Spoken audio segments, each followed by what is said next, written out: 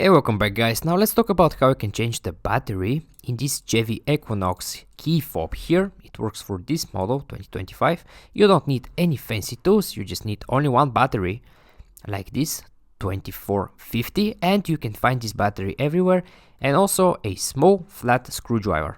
And now when you're ready, let's begin with the tutorial. The first thing you need to do is right on this side, right here, you see this small button on the side.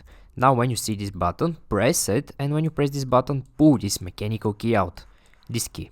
Now, when you remove the mechanical key over here, and when you turn the fob like this with the buttons facing down, this here is the back side, right in this hole, here, right here, insert the tip of the mechanical key right here, and twist and push a little bit, and this way you can very easily separate this fob into two pieces. So when you need to remove this back piece over here. Now, when you separate this fob into two pieces like this here is the back piece. Right after that, here you zero that battery. Now to remove the battery, you can take the small flat screwdriver or the mechanical key, whatever you find easier, and insert the tip here or here, it doesn't matter, and just push the battery outside.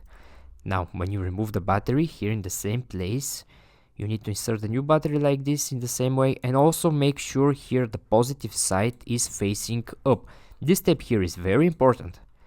Now when you insert your new battery over here, take this piece again, make sure you align it perfectly here, all corners to match perfectly, and just snap them together.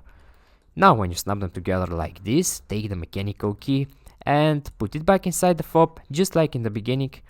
And when you do that, right after that, your key will be ready. You don't need to do anything else after that. It will just work fine.